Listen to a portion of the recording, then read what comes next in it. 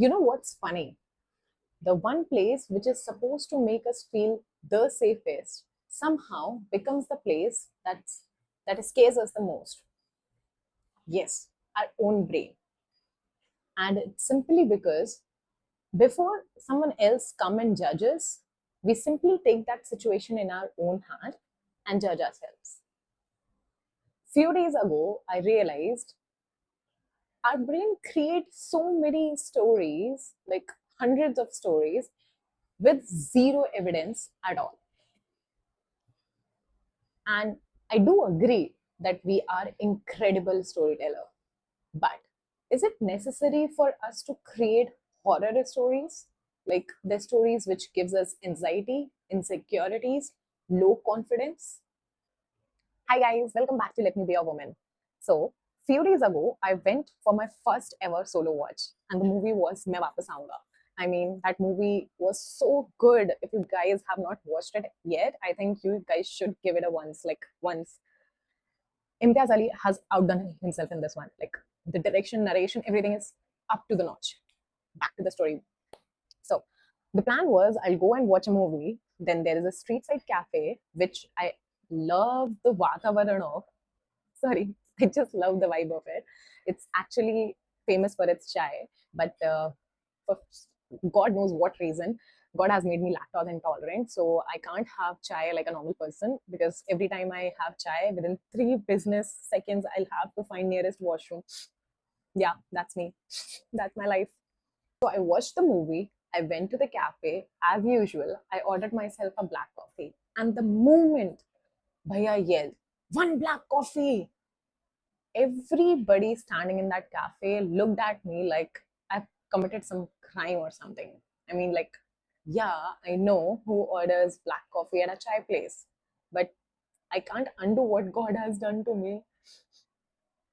I take my black coffee and with all my social anxiety, I start looking for a place where I can stand because it doesn't, that cafe doesn't have a place to like sit. They only have tables where you can just co-share with everybody else.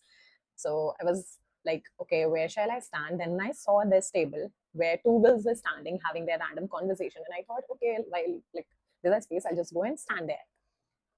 I went to the table and I was having my black coffee.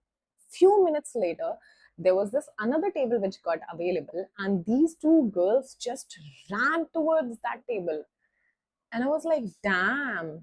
I'm like, what exactly just happened here? Did they move because I joined them? Were they like too uncomfortable because of me? Or like, did I do something? Was it like, I don't know. Because them moving away means those three uncles who were creeping the hell out of me will now come to my table and stand with me.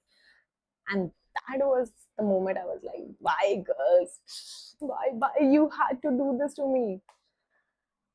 But then something happened which completely changed the way I look at the situation. Within few seconds, one of those girls, for God knows why she was whispering when she could have just said it out loud, but that was too cute. She just whispered, "Hey, come here.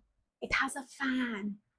And I was like, oh my God, oh my God.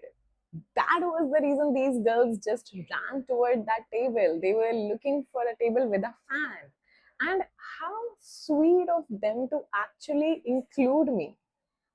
Like they could have just simply stand there and had their evening. But no, they thought, let's include her. She was standing with us, and then we ran away from there. And they just, I mean, like, it was not a very grand gesture or something, but isn't it pretty when women supports women, like those tiny little action of thoughtfulness? It just like I still get giggles every time I think about that situation. Those girls were so cute. I mean, like, they actually thought of including me. And here I was standing, my brain making up like hundreds and hundreds stories, back and forth of thoughts like what happened? Was it me? Was it something else? What exactly went, like what happened just now?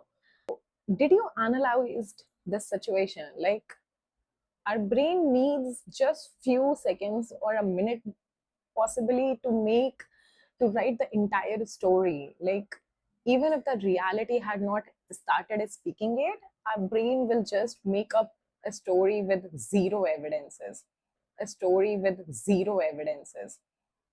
And that's when something clicked to me. Like, we don't experience reality, we experience the stories we tell ourselves about reality. And honestly, we create so many stories every single day. Like, someone looks at us and we think maybe they are judging me. Someone laughs and we think maybe they are laughing at me. Someone doesn't reply and we think maybe they doesn't like me, or maybe they are ignoring me. We walk into a cafe alone, we eat alone, we go watch a movie alone, and somehow our brain convinces us that everyone is watching us.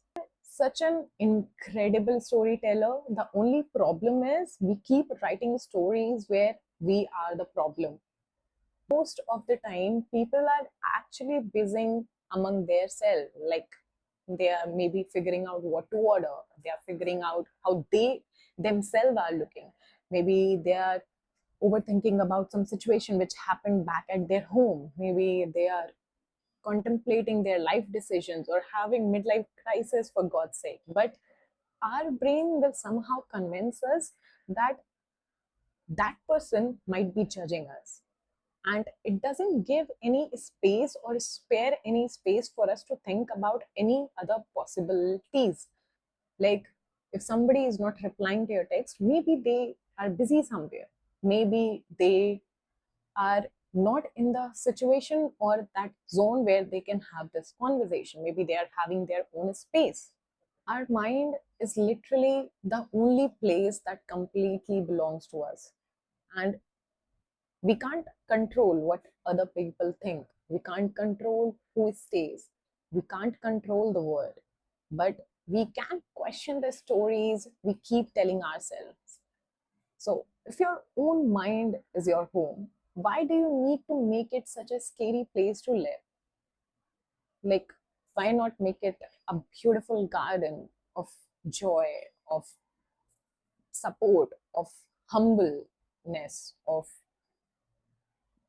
just put every positivity there out is inside your own brain, and then think of yourself. You are expecting the world to be kind with you, but maybe it's you who need to be the kind with yourself. Like, so maybe the next time you think everyone is judging me, pause for a second, take a breath, and ask yourself, do I know this, or did my brain just made it up? Because maybe the loudest critic isn't outside, it's the voice inside our own head. And if someone has to start speaking kindly to you, let it be you first. Bye. I'll see you in my next video. By the way, I've also made a video on people pleasing and insecurity and overthinking. So if you are someone who resonates with this video, maybe you would like to watch those videos as well. So please go and watch them.